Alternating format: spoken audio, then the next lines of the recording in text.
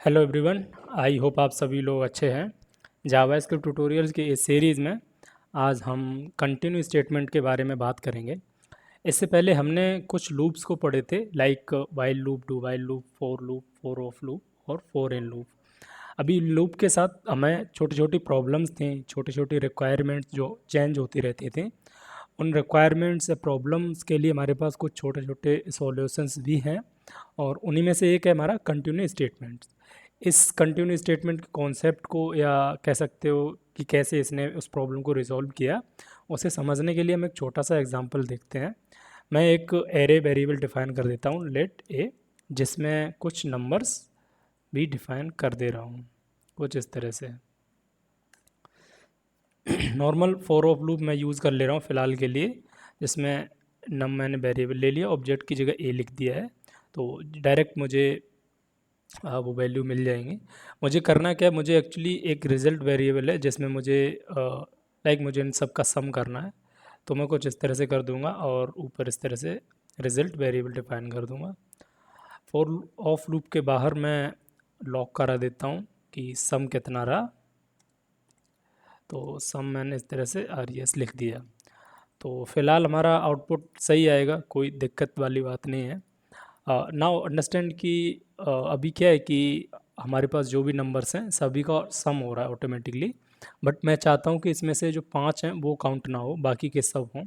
तो पहला तरीका तो ये है कि कुछ मैं इस तरह से कंडीशन लगा दूंगा, लाइक नम इक्वल्स टू 5 है तो मैं कुछ नहीं कर दूंगा, ऐसे स्किप कर दूंगा, ठीक है।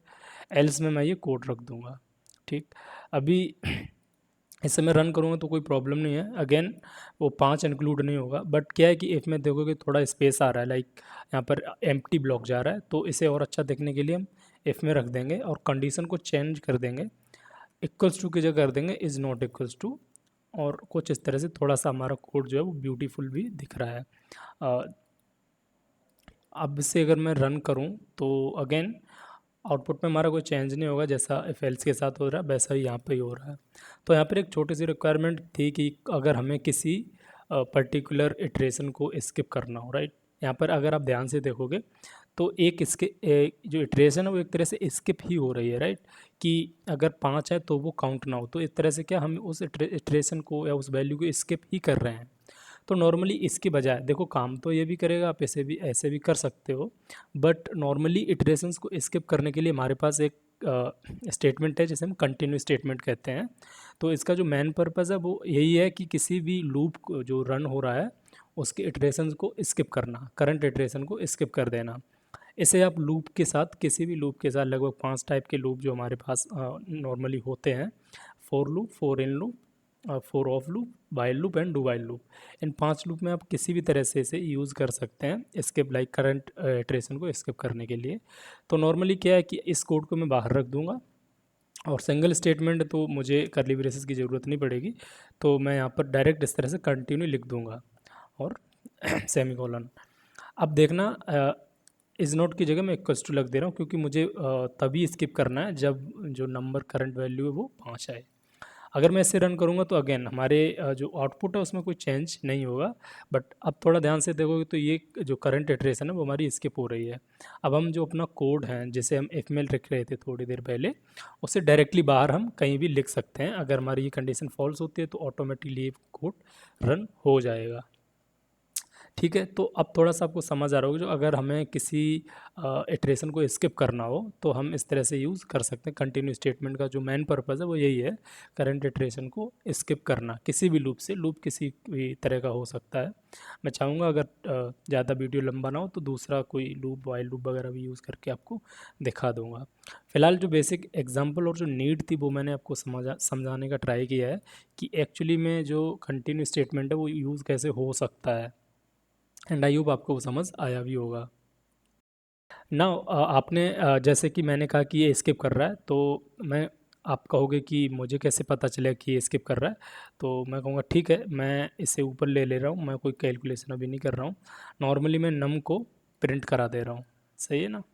अभी नम को प्रिंट करा दे रहा हूँ, तो इससे पता चल जाएगा कि कौन सा, लाइक इफ़ के बाद कौन कौन सा कब कब हमारी जो वैल्यू है वो आई, मतलब लाइक इटरेशन हमारी सक्सेसफुल रन हुई। तो अगर मैं इसे रन करूँ तो आप ध्यान से देखो 1 2 3 देन 5 गायब रहा हमारा, 6 7 8। अगर मैं यहाँ पर इस तरह से लिख दे रहा हूँ, या num इक्वल्स टू 6, तो अब क्या होगा, अब 6 वाली इटरेशन है वो भी स्किप हो जाएगी, मतलब 2 इटरेशन हमारी स्किप हो जाएंगी, तो आउटपुट कुछ इस तरह से आएगा।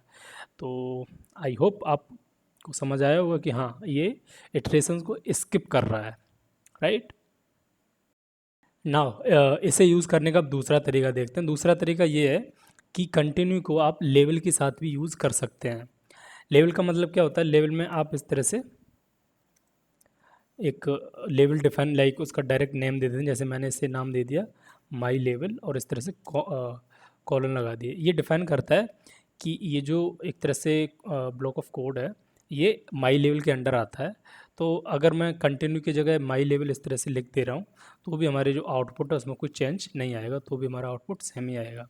तो चाहो तो आप सिंपल कंटिन्यू लिख दो। अगर वो पर्टिकुलर लूप है किसी लेवल के, लाइक आपने उसे कुछ नाम दे रखा है, तो वो लेवल भी पास कर सकते हो। तो ये तो नॉर्मली हमारा फॉर लूप के साथ रहा। मैंने जैसा बोला था कि मैं आपको एक और लूप के साथ एग्जांपल दिखाऊंगा, तो मैं एक फॉर लूप भी ले रहा हूँ ताकि आपको अच्छे से समझ आ जाए कि एक्चुअली में फॉर लूप के साथ कैसे काम करता है। तो यहाँ पर एरे लेंथ की जगह मैं सिंपली 5 दे रहा हूँ, लाइक मुझे 5 बार रन करना है ये, ठीक है, 0 से 5 बार होगा। और यहाँ पर मैं एक कंडीशन अगेन लगा दे रहा हूँ, और इंडेक्स इक्वल्स टू, मैं चाहता हूँ जैसे ही तीनों वैसे ये मेरा जो लूप है वो स्किप हो जाए, एक बार स्किप हो जाए, देन मैं लॉग में इंडेक्स को प्रिंट करा दे रहा हूँ। तो अगेन हमारी लूप है तो प्रोसेस सेम रहेगी, जैसे ही पर्टिकुलर कंडीशन मैच होती है वो स्किप हो जाएगा। कंटिन्यू को देखो हमेशा किसी ना किसी हम इफ एल्स के साथ ही यूज़ करते हैं, किसी लूप के अंदर, ध्यान रहे इफ एल्स के साथ किसी लूप के अंदर ही करते हैं, लूप के बाहर हम नहीं कर सकते हैं। लूप के बाहर करेंगे तो एरर आएगी। तो फॉर लूप के साथ कुछ इस तरह से काम करता है। सेम इसी तरह से वाइल लूप या डू वाइल लूप के साथ भी काम करेगा, कोई प्रॉब्लम नहीं होगी। अब जो समझने वाली बात ये है कंटिन्यू स्टेटमेंट के साथ, वो ये है कि आप इसे लूप के अंदर ही कर सकते हैं।